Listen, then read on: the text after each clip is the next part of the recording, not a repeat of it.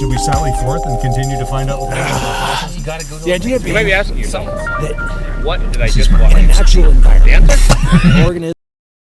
I'm going to now step out of SDs versus MOs because they're out of my area of expertise, and I'm going to turn it over to Mr. Brad here. So tell me about motivation at work. Like, what does MO look like? What do MOs and CMOs and smosses and s'mores and all those fun things look like? A good example is if people show up to work. Can you give me a little more than, hi, I've shown up to work? Like, that's a start, okay. right? If they're not showing up, it's probably not very motivating. Yeah. Yeah. But what do you think of more specifically? Like, how in the OBM sector, we're talking about using behavior analytic tools in the workplace to strengthen work behavior and improve the outcomes of the organization. Yes. Whatever that means, right? It's a bunch of BS to just basically mean getting people to do their darn jobs and make money for you, but that's beside the, or do good in the world because it might be a nonprofit or something, but you get the idea. Yes. So, how do you use MOs to do that? What do you do? Like, what's your, I'm assuming you do a fair amount of manipulation. I hate that word, but it's a good word. Manipulating the environment. Yeah, you have to. It's clay. I guess. Well, it is. Yeah. If you think of it like clay, manipulation isn't a bad thing. It's You not manipulate the clay to get the let's go pot. with work the environment. Work the environment. Oh, that's even worse. So work the land. We're going to strip it of all its good things and take the nutrients out of it and kill it. Yeah. Work the land. I worked the land. You work the land. I worked it right over. Work the people. Oh my gosh.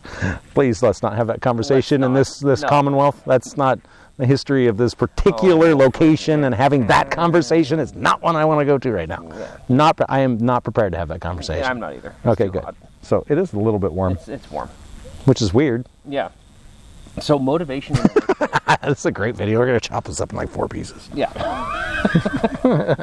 So motivation in the workplace. Yeah, what does it look like? I don't know. I think one of the biggest pieces is signaling what reinforcers are available.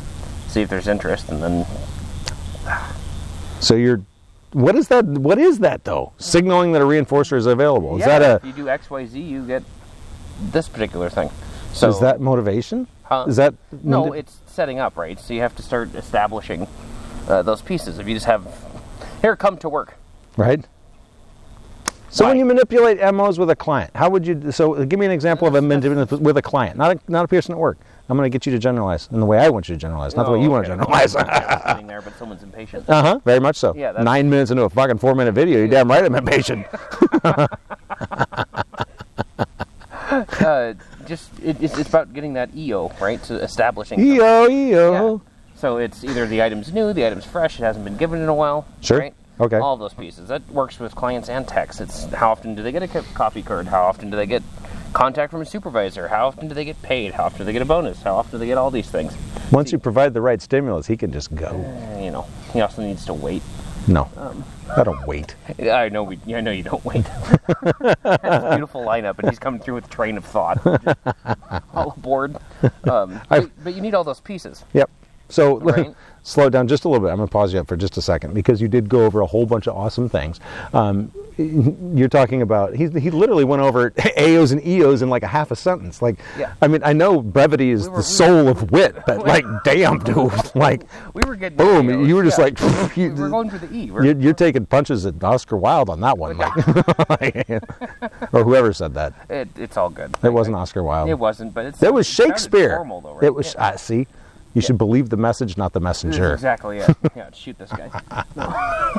So he's talking about AOs and EOs, right? He's going through, like, talking about the manipulation, the presenting the coffee card. How often do you do that? And do you change it up? Is it just a coffee card, or maybe it should be an Amazon card? Or maybe it should be a beer card? It can be. It could be a red card, an escape card. I'm done. I'm out. It could be yeah. Whatever favorite location $15 card. Yeah. Yeah. I don't. So, being attentive to those things. We appreciate it. Thank you. Hi, pumpers. So, paying attention to those things helps you become a good behavior analyst in the context of the workplace. Yes. And I think that, I mean, we talk about this stuff, but trying to get you to. And just general, I don't know, adding additional things. We get this traditional, like, these are the adult reinforcers. Sometimes people want to have fun, so you get things like music in the office that's kind of contingent on stuff being done, or I generally like to make an environment rather relaxed as long as things are operating as they should. And as we continue to slack or drift or something like that, less reinforcement's available until they're back on task, and then we start adding those back in as they continue to. So you're adding more reinforcement for the same behavior then? For the same? Yeah, the work behavior. Yeah. And you're adding just more sources of reinforcement for that? Variety's important. Variety. You almost said the spice of life, didn't you? I did. Yeah. You just didn't want to. I've said it so much, he finished it for me. Quick.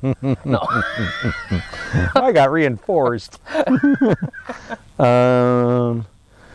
So yeah, I think the AOEO thing is really where we can go with this in the workplace. You got to pay attention to that. Abolishing people operations. Stop doing it. Yeah, if people stop doing stuff, that's most likely why. Unless there's some significant problem or roadblock, like their iPad stopped working, or ratio the internet went down, ratio strain, extinction. You're right, but AO is just it's back to that habituation that which is longer term. Too many coffee carts. Yeah. But generally, if the performance slacks, it means the reinforcer is no longer effective. Right. You gotta dive into why. Okay. Done. Dive into why. You have graduate training in that, folks. I think this is where people start to go, well, what do you know what to do next? Yes, you do. You've been trained to work with humans. You've been trained to work with non-humans. You've been trained to work with anything that engages in behavior. Hello, McFly. You're doing behaviors right now. He's doing all this sorts of stuff. She's doing behaviors. Yeah, she is. These people are doing behaviors, all sorts of behaviors. Right? So you can work with them all. I may not be an expert in every single specific type of behavior. No, but the structure's there. The structure's there. And your core skill set does not change. Main questions to ask are there. And this core skill set, it's the same. Yeah. Why are people engaged in their responses? What are the motivators? What discriminative stimuli are present? They're probably not discriminative stimuli. What's influencing all of that? Yeah. What is it? Cues and environmental stimuli, salience, and all that stuff. Yeah. All of it's present. Everything. And we're just talking about a simple rule for how to do your job at work. Policy and procedure manual. So, anything else you want to add about antecedent control? You gotta be careful with it. That's my biggest thing. What do you mean? That's a great story.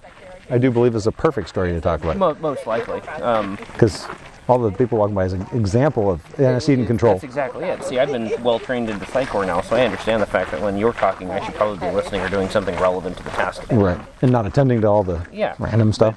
And so over time, I've developed more of that kind of rule following type of stuff. These people have no training or experience whatsoever. Right. So they see a camera, they're being respectful, they stop. Yeah, but that's as far as their consequences have gone. Right. And then we just reinforce them for passing through the shot. Which is maybe not what we want. So. Well, for us, we want it, but might not work for other people. Yeah. In the example I had, not so much. But what's that? You're good. Okay. Yeah. Sorry, I was attending to the wrong stimulus. It's fine. Okay. There's a lot going on. There is. Yeah. Really hard. Yeah. So why do you have to be cautious with antecedent control? You said got to be cautious with it. You got to be cautious because it doesn't change things. Peter Colleen would disagree with you, sir. I know. And that's a pretty big disagreement. That's like getting hit with a data hammer. All the time with it, unless you get the. Unless you drop things. Like coffee cups. Thank you. It's that learning. Dishabituating. It gets real tricky and messy. Like for example, example, right? Yeah, the people walking through the shop. Unless they run into a contingency, they're not going to do what we're doing according to Psychor stuff. They need to be trained to be reinforced for following what we need. Right now, they're not going to. Well, they did exactly what we wanted them to do, walk through the shot.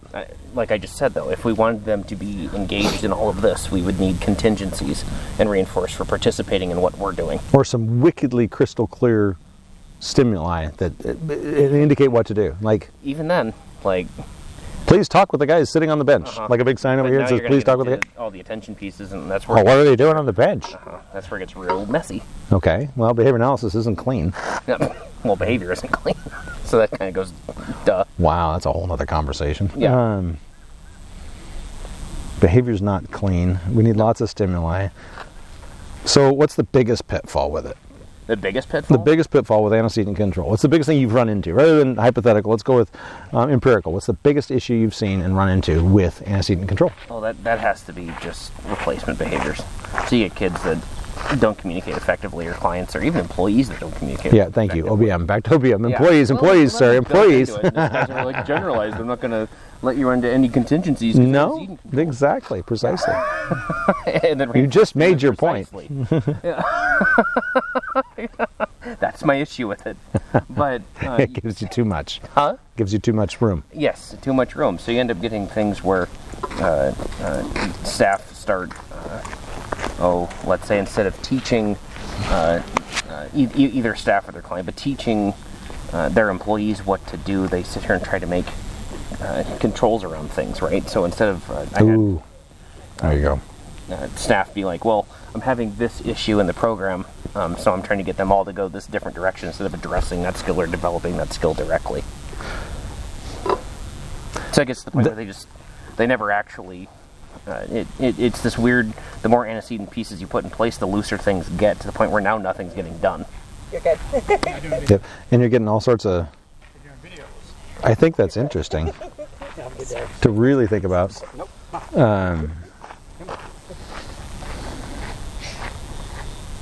So by putting too many things in place, ironically, all these rules, all these things, you're really teaching what to do. Yeah. So, and I think that's one of the important points that he always tries to make with me, and that I think we need, as a channel, we like to make with you, which is that if you want a response, you need to teach that response. And sometimes just throwing up a new policy and procedure isn't going to do you a darn bit of good. No. You need to teach that procedure. And sometimes you don't have to get into. Do you understand it? Yes. Do you know what to do? Yes. All right. I'm going to check up on you a couple of times and make sure. That's teaching to it. That's all you got to do. Like I send a lot of emails saying, hey, do you have any questions with that new? We adopted a new practice management system. It's like, okay, here's some basic instruction. Here's a rule on how to use it. And then let them go out and come into contact with it. And while they're coming into contact with it, I'm going to ask the question, everything going okay? And if it is, great job, excellent work. Or if I catch the data on the back end, I see that they did their work before I even got a chance to ask them, we're going to reinforce it. Say, hey, I know this was a difficult challenge. It's a totally new system. Thanks for diving in. Thanks for diving in, going for it. You nailed it. Now you've strengthened your own rules. The rule following behavior and the person that you're working with just got strengthened. They're more likely to follow your rules in the future because you reinforce them for following the individual rules and into itself. And then so the rule is both an antecedent, but it's just a generalization of the response that they've been reinforced for in the past. And that's what makes it so messy, is that it has to be backed up by contingency at some point. Yeah. Like senior staff versus a brand new trainee.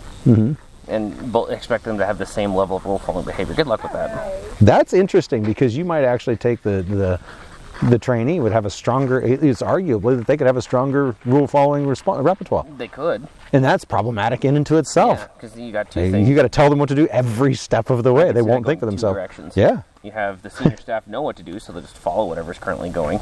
And the new trainee won't do anything, but what you've told them change enough, the trainee might go faster, and the senior staff would have a hell of a time because they want to go back to the way it was. This goes back to an old lecture about the OSS, which is the precursor to the CIA in the United States. I'm going to forget what the Office of something, Strategic Services, Office of Strategic Services. They talked about, they would take people and you'd see how a recruit would respond to the management of somebody that required you to tell them, you had to tell them every single step. Yeah. They were building they were building a little shed, basically. And you had to tell them every single step about what to do. They wouldn't do anything without an instruction. Right? Then they had the other person that would do everything without instructions. So now how do you manage both of those people? And if they were able to do that, that was an indicator of their performance as a spy. Probably an indirect, some sort of assessment that's garbage, but beside the point. So you have those two types of people that show up at work, and they're both related to antecedent control. One of them takes that initial stimulus of go build a house, and they're off and doing their own thing. Abstract, and that's just the skills they're coming to the job with. So, well, you mean their, what do we call that? Their reinforcement history and their repertoire? Whoa. So you have to be aware of the repertoire of the people that come into work? Weird. And you might have to be aware of at least a little bit of their reinforcement history?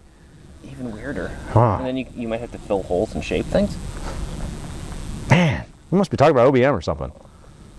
We're certainly not talking about management. Then there's change. There's change. There's chains. There's chains. Yeah. There's chains. Yeah, we've changed the chains. We've changed. Chain of fools. Accurate. There's at least two links. Yeah. 1, 2, 1, 2. Whichever way you look at it. Yeah. Start at the top, start at the left, start at the right. Doesn't matter. That's a really long video on antecedent control. We've gotten into everything, and it's a really cool video. But I think it's probably time to end the damn thing. Sounds good, because it's just warm. Yeah. And they're tired of looking at the don't walk sign. Yep. All right. This is Brad Bishop from Psychor closing feedback loops out in the field with students and their test prep experiences. How is your test prep experience going so far?